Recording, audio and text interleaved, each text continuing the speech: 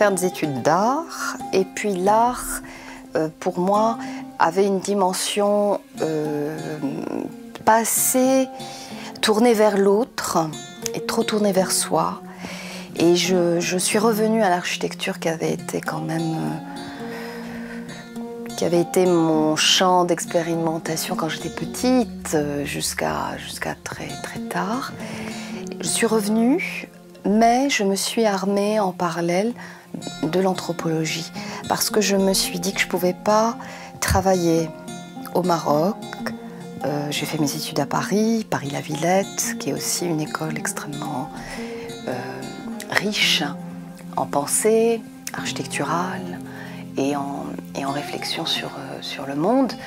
Je me suis tournée vers l'école des hautes études en sciences sociales, à Paris toujours, où on m'a acceptée et où j'ai reçu une excellente formation dans les sciences de l'homme. Et je pense que je n'ai jamais découpé en deux mes approches. C'est pour ça que je me suis tournée très tôt vers toute la région de Draa, Ded, Sgris, Tafilalet, et puis ensuite l'Anti-Atlas, où j'ai travaillé beaucoup sur les igouder, les greniers collectifs, après avoir travaillé sur les qasabat et les qsour.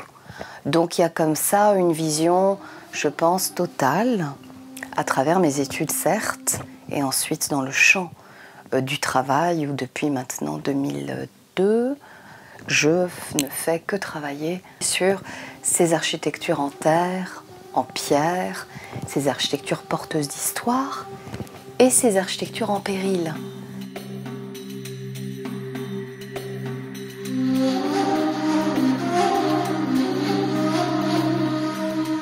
Cette demeure, elle a d'abord une histoire et elle est ensuite inscrite dans une médina qui a une histoire assez complexe, qui est extrêmement minorée et pas suffisamment mise en valeur dans son histoire et dans ses spécificités. Et il y a aussi pour cette demeure toute la recherche vers l'essence de cette demeure, pourquoi elle a été faite, comment elle a été faite, comment elle a été bâtie. Et ça, on le découvre quand on démonte, quand on remonte, donc c'est extrêmement intéressant. Puis ensuite, je crois qu'il y a aussi, comme dans tous les projets, une dimension laboratoire où on fait des essais, où on regarde comment ça fonctionne, où on va voir sur la durée. Une demeure, ça contient énormément de choses et c'est aussi un point d'arrêt, un point de recentrement, un point de repos, un lieu de vie, un lieu d'expérimentation et toute la dimension évidemment climatique, parce qu'on a pu observer sur la longue durée comment réagit la demeure. Par exemple le mrah qui est le point central, qui est le point pivot, est le lieu où va se jouer toutes les ventilations naturelles, avec des appels d'air depuis le lieu le plus froid vers les lieux les plus chauds, par des micro-lucarnes qu'on a retrouvées et dont on a essayé de retrouver aussi le cheminement climatique en bouchant, en refermant, en sculptant l'espace.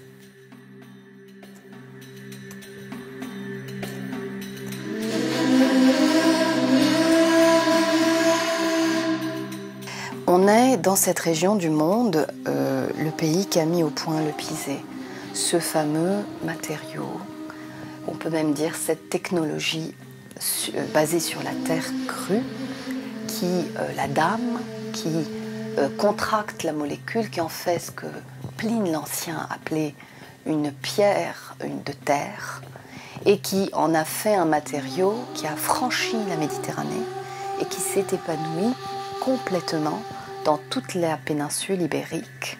En témoigne aujourd'hui toute cette architecture fortifiée en Espagne et aussi au Portugal.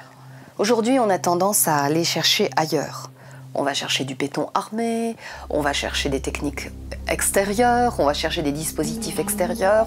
On parle en ce moment de thermicité par des isolants, c'est-à-dire qu'on rajoute de la matière dans des régions du monde où il n'y a pas, je crois, les moyens d'acheter ces matériaux d'isolation.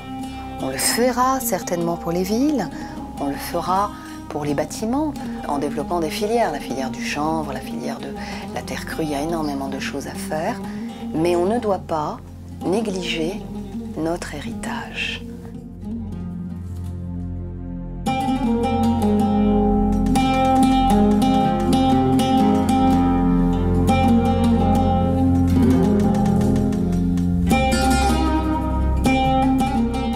Un événement de l'importance de la COP22 permet à un moment donné de faire prendre conscience à un nombre important de décideurs, mais aussi de citoyens, d'une question cruciale qui touche à l'environnement et de nous renvoyer à nous-mêmes.